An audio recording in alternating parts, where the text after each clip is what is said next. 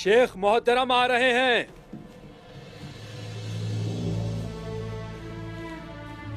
بسم اللہ الرحمن الرحیم. السلام علیکم. وعلیکم السلام ورحمۃ اللہ وبرکاتہ.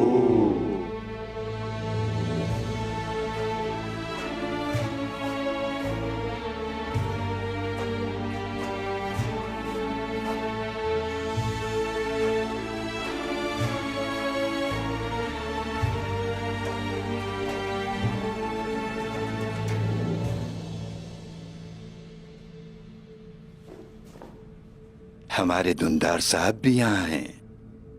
میں آپ کی باتوں سے یہاں کچھ سیکھنے آیا ہوں شیخ محترم. استغفر اللہ استغفر اللہ.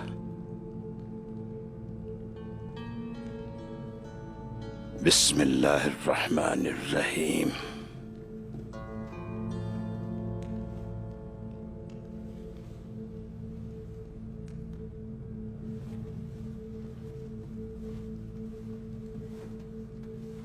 بسم اللہ الرحمن الرحیم.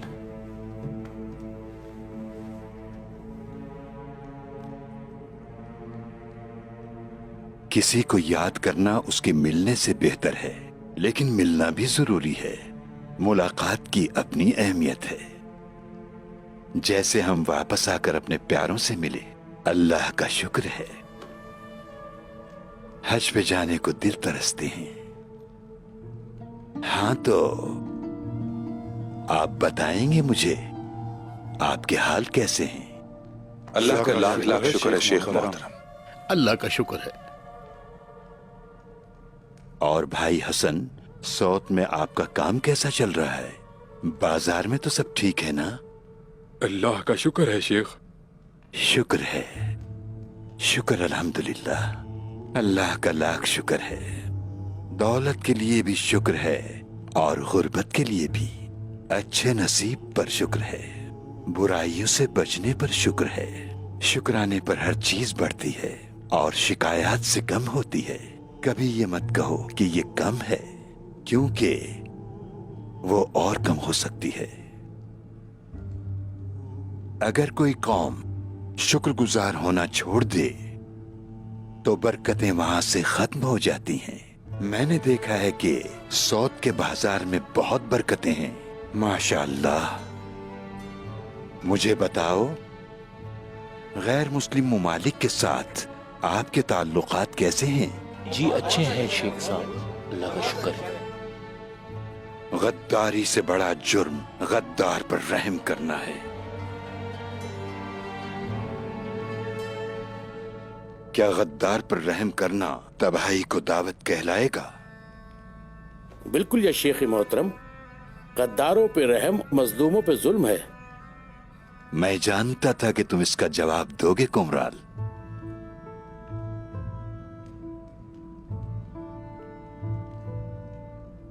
اور ہم نے بابا تابدک سے سنا اور ان سے سیکھا. میں آپ کو بتاتا ہوں یہ الفاظ کس نے کہے. راہب اودون جانتے ہیں انہوں نے یہ کہاں کہا؟ سلطان غیاث الدین کے شہر انطالیہ کے المالی علاقے میں. کیا آپ لوگ جانتے ہیں المالی علاقے کو؟ ہم جانتے ہیں شیخ محترم.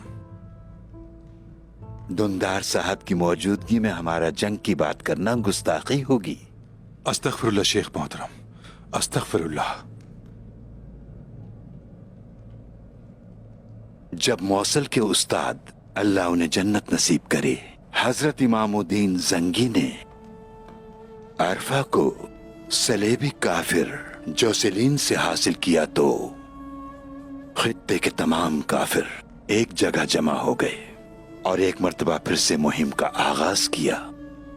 معزز سلطان مسعود اناتولیا سے گزرنے اور عرفہ کو عطا بیگ زنگی سے واپس لینے کی ان صلیبی کافروں کو بالکل بھی اجازت نہیں دے سکتے تھے. انہوں نے ایک صلیبی لشکر کو ایس کی شہر میں ہی شکست دے دی اور باقی کے لشکر کا تورس کے پہاڑوں کو عبور کر کے جانے کا ارادہ تھا.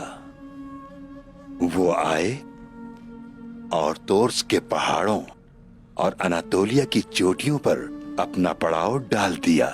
जो लोग सलेबी लश्कर को जानते हैं उन्हें मालूम है कि उसमें हजारों लाखों सिपाही होते हैं। तो फिर इतने सिपाहियों की जरूरियात क्या होंगी? काफिरों को भी भूख लगती है शेख मोहतरम। उन्हें रोटी, पानी और सालन की जरूरत होती है। बिल्कुल ठीक कहा।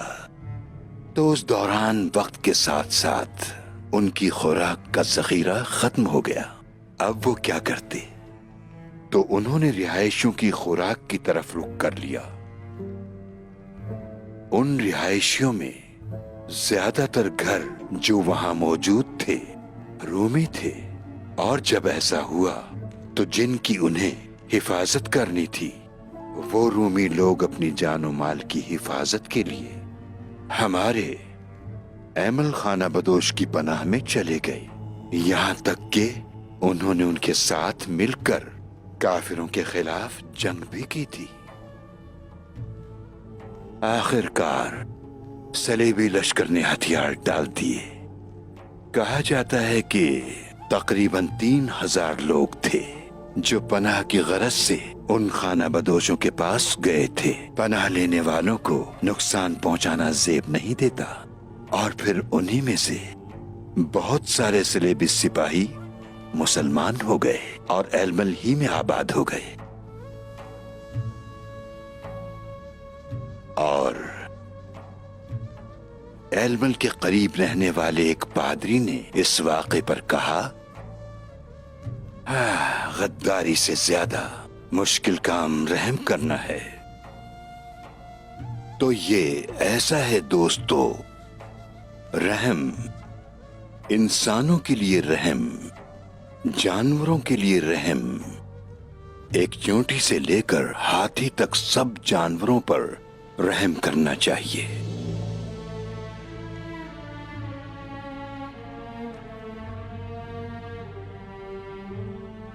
काय का परचम इस्लाम का परचम है।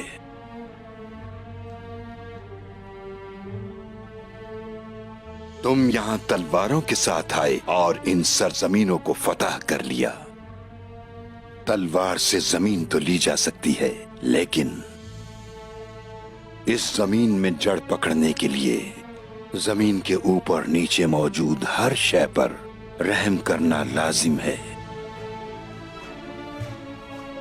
जो रहम नहीं करता उसका कोई दीन नहीं हो सकता। तो ऐसा है प्यारो, बस इतना काफी है। मैं मजीद आपका वक्त नहीं लूंगा। अस्तगफिरुल्लाह, अस्तगफिरुल्लाह।